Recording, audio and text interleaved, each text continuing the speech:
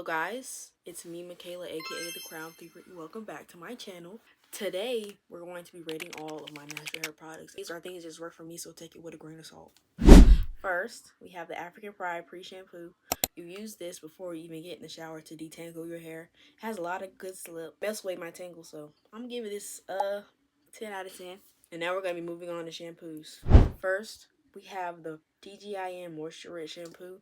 This is a good shampoo to go on with after you do a clarifying shampoo. You should only be doing clarifying shampoos like at least once or twice a month. This is very moisturizing and I recommend it to almost everyone.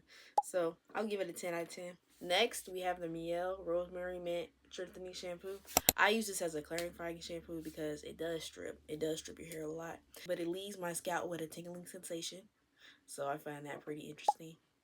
I give this a 8 out of 10. Next, we have the TGIN Miracle Repair Strengthening Shampoo. I have yet to use this, but I've heard nothing but good things about it. I'll get back to y'all when I do use it for my next video for my wash and go. Now we're going to move on to my singular conditioner. We have the TGIN Miracle Repair Strengthening Conditioner. This brings a lot of moisture to my hair when it's really dry, and it goes along with the TGIN Honey Miracle Mask that I'm about to show next. Here we have the TGIN Honey Miracle Mask. This is the old formula before they changed it to protein, and I can't get another one. So I'm trying to ration this out because my hair cannot handle protein. It loves a lot because it makes my hair so soft straight out the shower and it defines my curls. So I give this a 9 out of 10. Now we're going to move on to curl creams. First we have the TGIN Sweet Honey Hair Milk. I feel like y'all are starting to see a pattern with the TGIN. It just works so well for my hair. This is really lightweight, which is good for my fine strands, and it doesn't weigh my hair down. I give this a 9 out of 10 just because of the pricing. Next, we have the African Pride Curly Cream. This doesn't work for my hair because it's too heavy, so I imagine it'd work for somebody with, thicker strands and maybe a little bit of higher density than me. I'm gonna give this product maybe like a 6 out of 10 because it is moisturizing, but it's just really heavy. Okay, next we have the Forbidden Cantu. I'm not even gonna put this on the screen. I don't even recommend this to anybody. Do not use Cantu. Please do not use Cantu. 0 out of 10. And now we're moving on to mousses. First, we have the Lotta Body. This is good for like bantu knots or twist outs and braid outs. It's really like mold your hair. This is not for wash and go. Do not use this for washing. Next, we have the Dew Crazy Sexy Curl. This gives it's like a strong to like medium hold.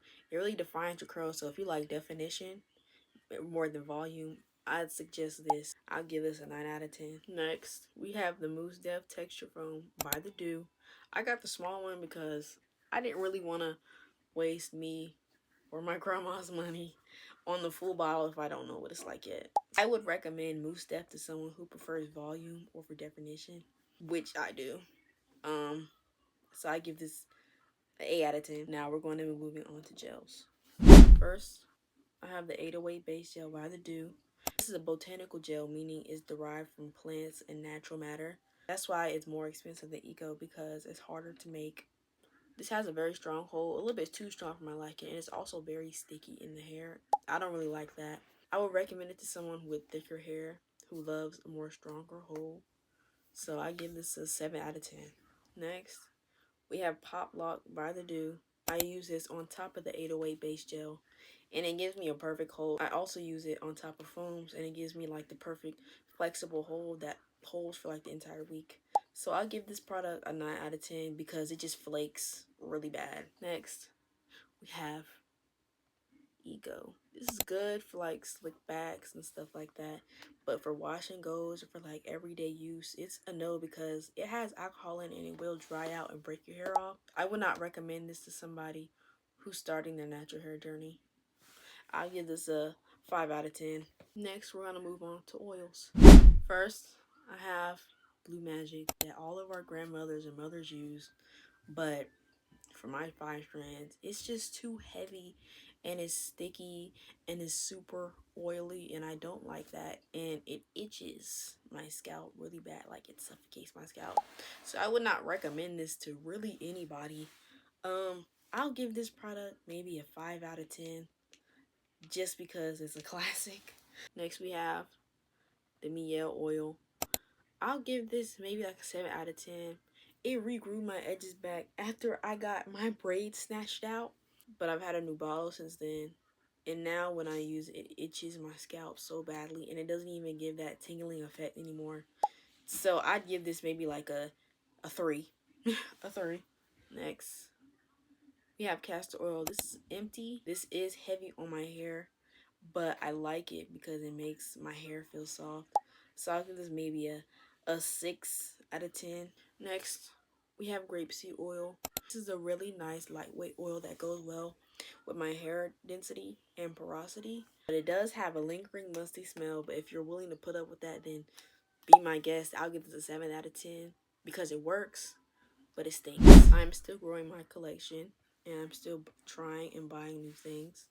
So I'll have an updated video in maybe a couple months when I get farther.